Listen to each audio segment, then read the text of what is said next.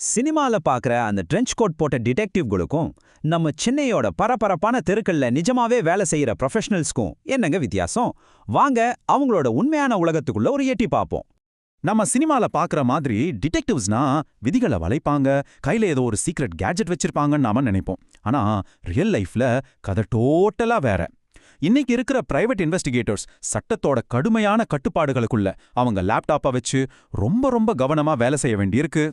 சரி, இந்த முழு பகுதியில நம்ம எதை பத்தி எல்லாம் பார்க்க போறோம்னா, ஒரு மாடர்ன் சென்னை டிடெக்டிவா ஆக என்ன தகுதிகள் தேவை, அவங்க எந்த சட்ட திட்டங்களுக்கு கட்டுப்படணும், ஒரு தனி ஆளா ஆரம்பிச்சு எப்படி ஒரு நிறுவனமா வளருது, கடைசியா இந்த ஃபீல்டுல உண்மையான அங்கீகாரம்ங்கிறது எது, இது எல்லாத்தையும் ஸ்டெப் பை ஸ்டெப்பா பார்க்க போறோம். ஓகே, நம்ம பயணத்தோட முதல் படிக்குள்ள போலாம். ஒரு நவீன புலனாய்வாளரோட மூளையை உருவாக்குற திறமைகள் என்னென்ன? இது சும்மா உள்ளுணர்வு மட்டும் கிடையாதுங்க, இதுக்கு பின்னாடி உண்மையான அறிவும் கடுமையான பயிற்சியும் இருக்கு. பாருங்க, சட்டம் இல்லைன்னா ஃபொரென்சிக்ஸ்ல ஒரு டிகிரி இருந்தா அது ஒரு சூப்பரான ஃபவுண்டேஷன். இதுக்கு முன்னாடி போலீஸ்லயோ இல்ல மிலிட்ரிலயோ இருந்திருந்தா அது ஒரு பெரிய ப்ளஸ் பாயிண்ட். ஆனா அதெல்லாம் இல்லாதவங்க கூட கவலைப்பட வேண்டாம். OSINT, அதாவது ஓபன் சோர்ஸ் இன்டெலிஜென்ஸ் மாதிரியான சைபர் ஃபொரென்சிக்ஸ் கோர்ஸ் முடிச்சிட்டு கூட இந்த ஃபீல்டுக்குள்ள வரலாம். நம்ம சென்னையில தமிழ் ரொம்பவே முக்கியம். அதே நேரம் பெரிய கார்ப்பரேட் கம்பெனிகளோட டீல் பண்ணும்போது இங்கிலீஷும் அவசியமா இருக்கு. இந்த ஸ்பெஷல் ட்ரைனிங் எல்லாம் எதுக்கு இவ்ளோ முக்கியம்னு கேக்குறீங்களா? இப்ப பாருங்க, பாரதிய நியாய சன்ஹிதா, அதாவது BNS மாதிரி புது சட்டங்களை பத்தின அறிவிருந்தாதான் அவங்க கோர்ட்டுக்கு கொண்டு போற ஆதாரங்கள் செல்லுபடியாகும். இல்லனா மொத்த வேலையும் வேஸ்ட். அதே மாதிரி டிஜிட்டல் உலகத்துல ஒருத்தரோட தடயங்களை அனலைஸ் பண்ற திறமை இப்போ இருக்க கார்ப்பரேட் கேஸ்களுக்கு ரொம்ப அவசியம்.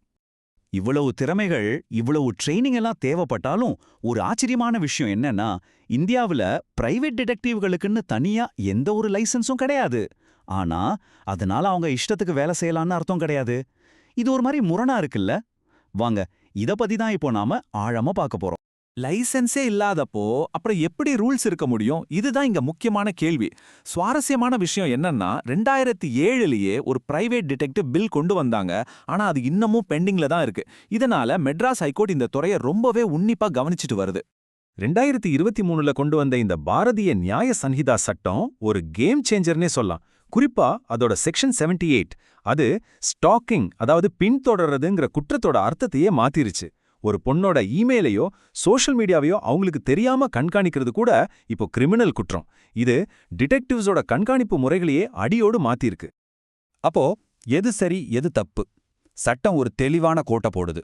ஒருத்தரோட கார்ல அவங்களுக்கு தெரியாம GPS வைக்கிறதோ, அவங்க சோஷியல் மீடியாவை ஹேக் பண்றதோ, இல்ல அவங்களோட வீட்டுக்குள்ள கேமரா வைக்கிறதோ, இதெல்லாம் பக்கா கிரிமினல் குற்றம். ஆனா நீங்க ஒரு பொது இடத்துல ஒருத்தர போட்டோ எடுத்தா அது சட்டப்படி தப்பு இல்ல. ஏன்னா பொது இடங்கள்ல பிரைவசிங்கிற கேள்விக்கே இடமில்ல.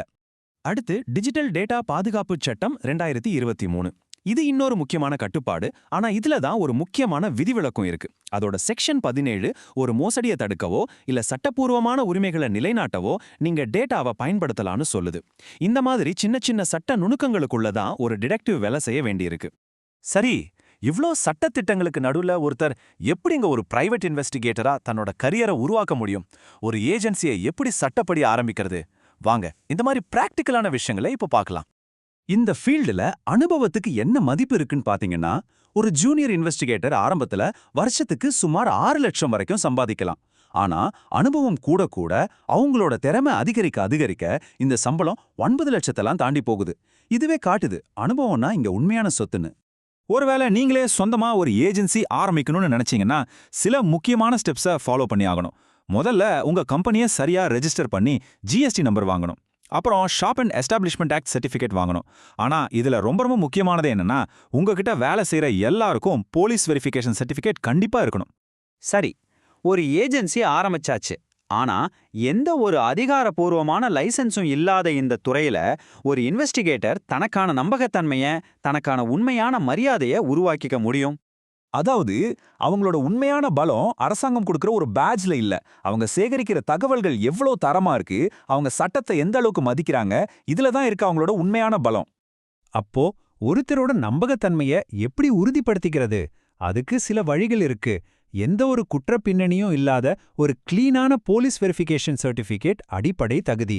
அதுக்கு மேல ஏபிடிஐ, அதாவது association of private detectives and investigators, இல்லனா நம்ம தமிழ்நாட்டுல இருக்கிற டிஏபிடிஐ மாதிரியான சங்கங்கள்ல உறுப்பினரா இருந்தா அது கிளைண்ட்ஸ்க்கு ஒரு பெரிய நம்பிக்கையை கொடுக்கும். உதாரணத்துக்கு, இந்தியாவிலேயே முக்கியமான சங்கமான இந்த ஏபிடிஐல சேர்றதுக்கும் வருடாந்திர மெம்பர்ஷிப்புக்கும் சேர்த்து கிட்டத்தட்ட 17,700 ரூபாய் செலவாகும். இது வெறும் பணமா பார்க்கக்கூடாது.